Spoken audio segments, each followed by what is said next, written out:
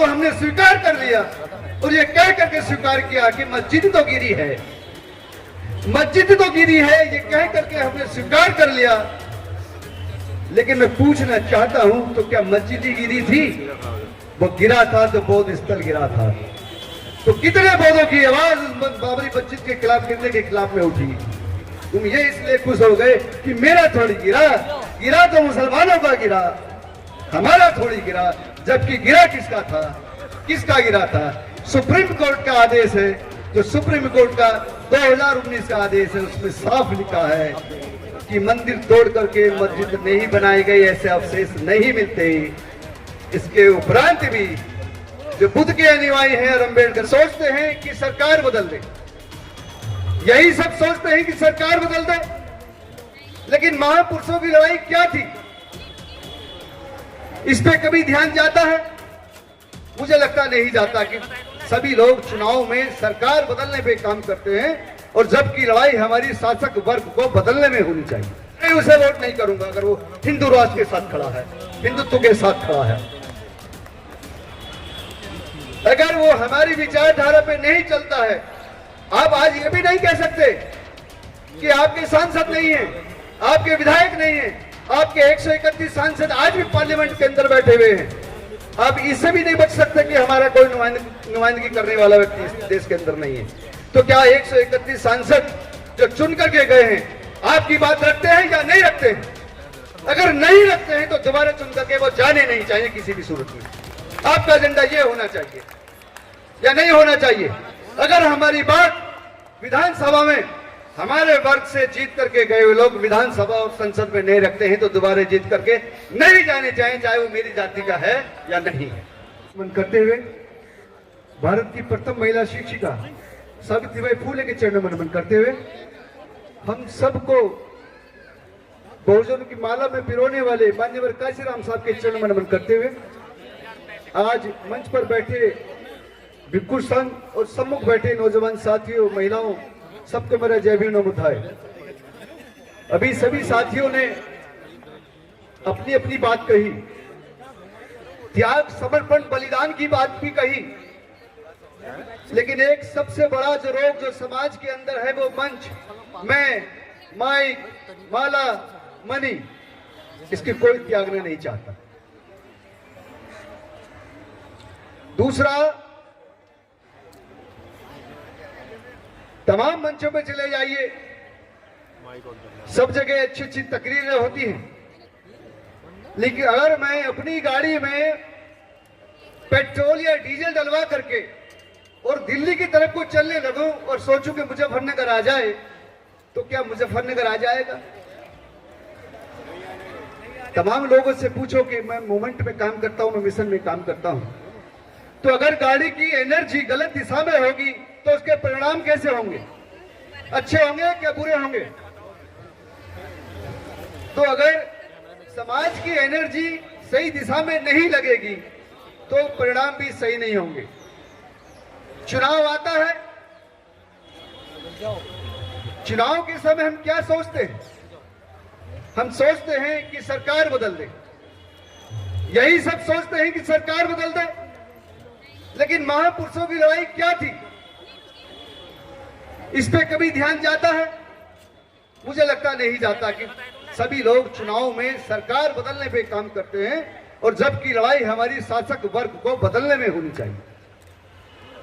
अगर शासक वर्ग बदलोगे तो आपकी अपनी समस्या का समाधान होगा, लेकिन ताकत कहां लगती है? सरकार बदलने में। कि अगर बीजेपी अच्छा नहीं है इस बार, जैसे हम सोचते हैं, कहते हैं कि बीजेपी ने सारे काम खराब करे, तो कुछ लोग सोचते हैं, चाहे वो मुस्लिम समाज से हो, चाहे वो दलित समाज से हो, तो कुछ लोग जैसे मुझसे मिलते हैं, मौलवी में मौलाना मिलते हैं, तो कहते हैं इस बार कांग्रेस को देखेंगे। अरे भाई 66-67 साल कांग्रेस ही तो देखी थी, तो इस बार देख करके क्या कर लोगे? तो काम किस पे करना चाहिए? शासक वर्ग को बदलने पे करना चाहिए। सरकार बदलने की जरूरत नहीं है, शासक वर्ग बदलना चाहिए। अगर तुम्हारा शासक तुम्हारे वर्ग से होगा तो तुम्हारी समस्या का समाधान होगा। इसलिए कहता हूं कि आपकी सबसे पहली समस्या क्या है? आपकी सबसे पहली समस्या है शत्रु।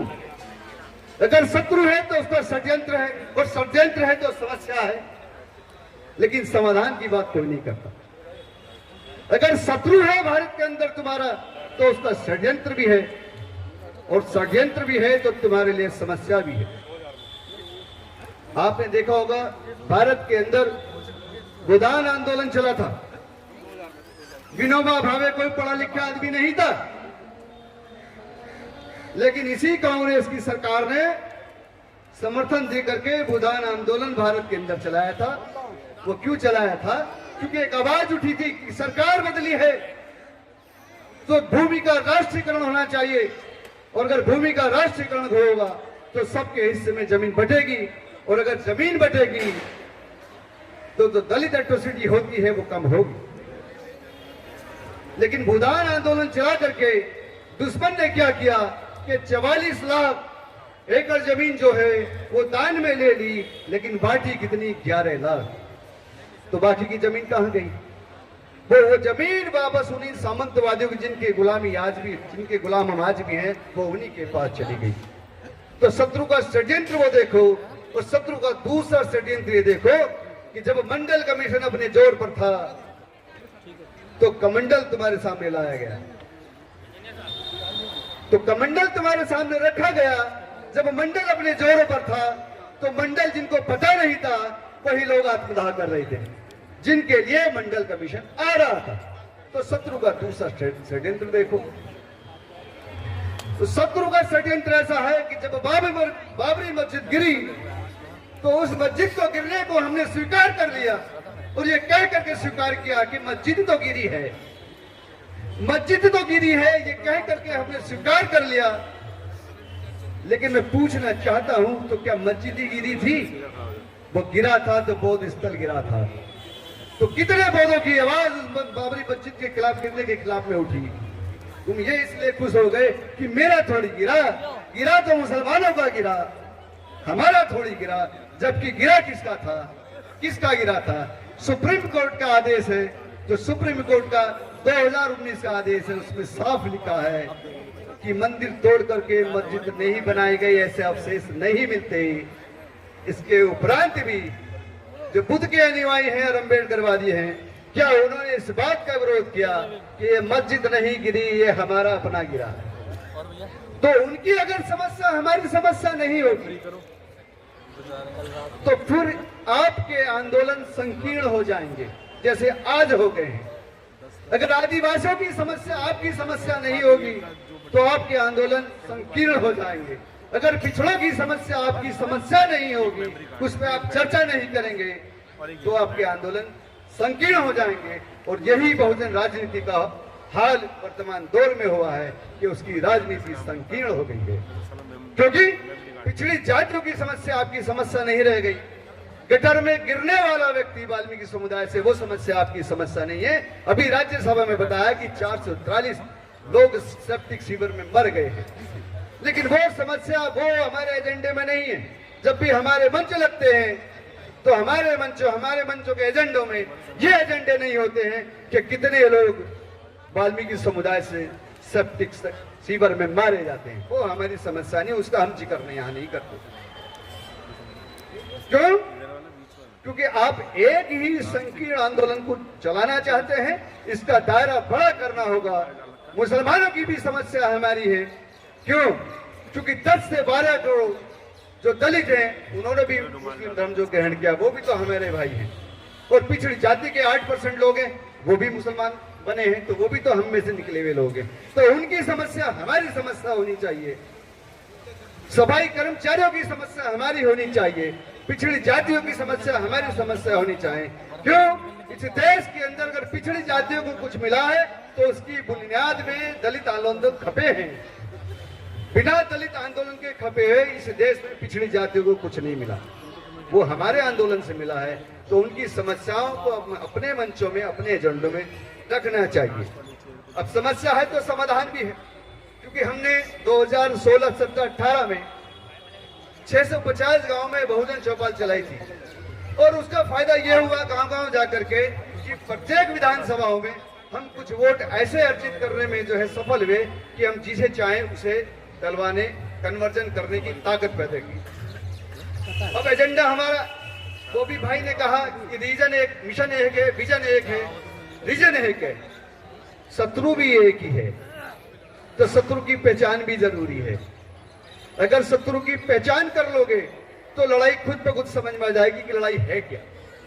अब एजेंडा क्या है? अभी 2024 में बात कर रहे थे, बंदे जी बात कर रहे थे, तो 2024 का इतने लोग यहाँ आए हैं, आपका क्या एजेंडा है? आपका एजेंडा साफ होना चाहिए।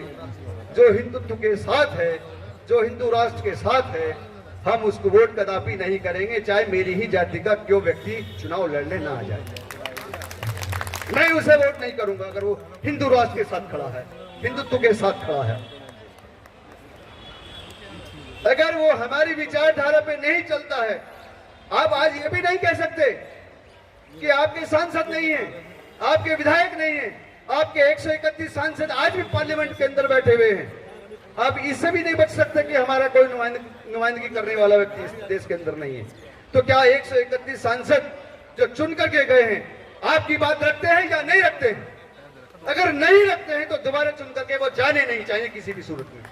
आपका एजेंडा ये होना चाहिए या नहीं होना चाहिए? अगर हमारी बात विधानसभा में हमारे वर्ग से जीत करके गए हुए लोग विधानसभा और संसद में नहीं रखते हैं तो दोबारा जीत करके नहीं जाने चाहिए, चाहे वो मेरी जाति का है या नहीं है। जाति की जागृति ही तुम्हारा सबसे विनाश का कारण बनेगी, बाबा साहब साफ के करके गए हैं। लेकिन होता क्या है? द ग्रेट चमार, the great Jatav, the great Valmiki जाति की जागृति ब्राह्मणवाद को मजबूत करती है। वो सब काम करते हैं।